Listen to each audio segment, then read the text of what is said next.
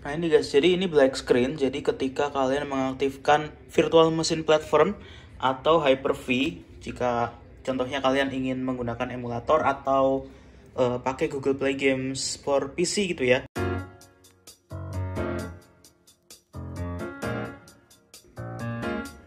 Nah, jadi pada video kali ini saya akan menjelaskan kenapa kadang kok orang menyalakan virtual machine platform atau hypervisor atau Hyper-V di laptop itu kadang malah bikin jadi black screen. Saya akan coba jelaskan di video ini.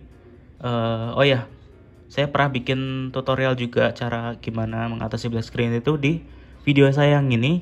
Kalian bisa lihat yang itu, atau kalian juga bisa lihat video ini karena sebetulnya caranya sama. Tapi bedanya di sini akan saya jelaskan lebih lanjut aja kenapa kok terjadinya black screen seperti itu. Jadi black screen itu disebabkan oleh UMA buffer size yang diset di bawah 1 GB guys. Contoh laptop ini buffer size UMA buffer size-nya saya atur di 512 GB. Nanti kalian lihat pasti bakal black screen kalau saya aktifkan virtual machine platform-nya. Oh ya, ngomong-ngomong, UMA buffer size itu seperti Unified Memory Architecture kalau nggak salah ya. Jadi semacam video memori yang dibutuhkan untuk menjalankan suatu emulator gitu ya. Makanya kadang emulator itu disuruh nyalakan virtual machine platform atau hypervisor. Dan hypervisor sendiri itu memerlukan UMA buffer size yang diset di atas 1 GB. Jadi makanya kalian kalau setting UMA buffer size-nya itu di 512 GB atau ke bawah, itu pasti bakal black screen. Nah ini guys, jadi ini black screen. Jadi ketika kalian mengaktifkan virtual machine platform atau Hyper-V, jika contohnya kalian ingin menggunakan emulator atau pakai Google Play Games for PC gitu ya. Jadi kan syaratnya itu kalian disuruh nyalakan Hyper-V, hypervisor atau virtual machine platform. Nah disitu kalau kalian nyalakan, kalian disuruh restart, dan biasanya beberapa seri laptop dia akan black screen kayak gini guys, terutama yang AMD ya.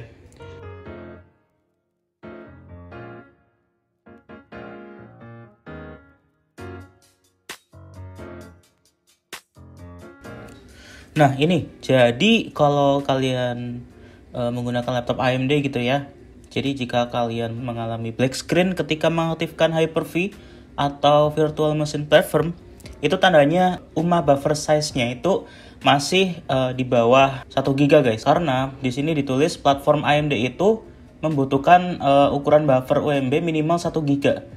Jadi cara menyeting ini tuh ada di BIOS. Jadi kalian masuk ke BIOS masing-masing laptop gitu ya. Mungkin beda cara masuk BIOS-nya tiap laptop. Kalian atur ke di atas 512 GB guys. Jika nggak ada tulisan 512 GB, kalian atur ke auto. Contoh di laptop saya ini adanya auto. Jadi klik aja auto.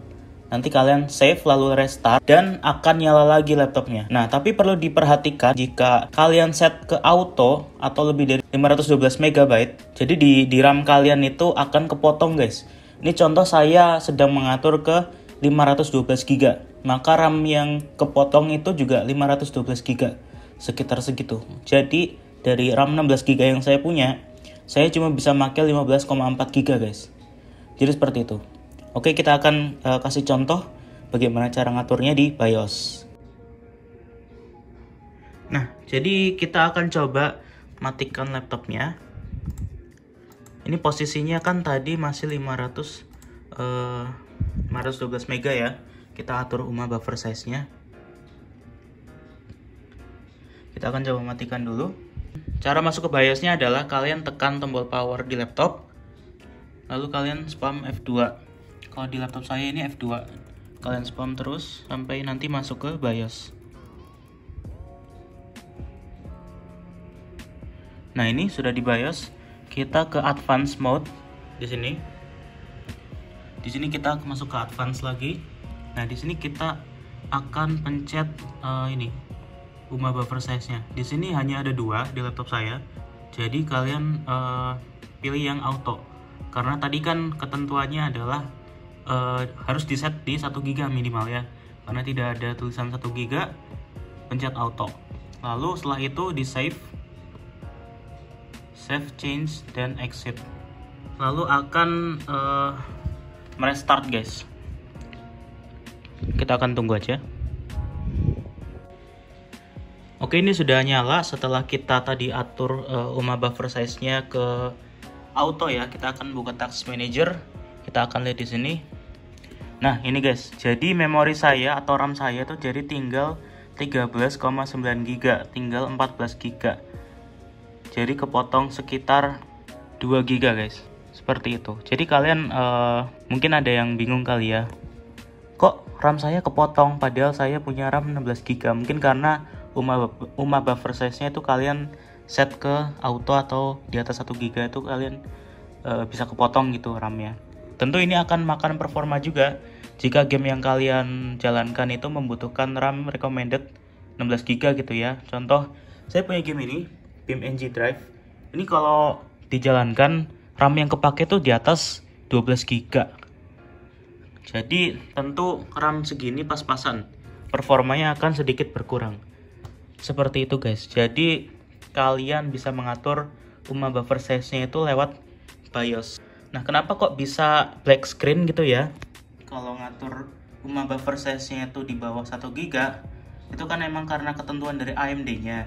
Dan kebetulan virtual machine platform atau Hyper-V itu kan biasanya digunakan untuk menjalankan emulator.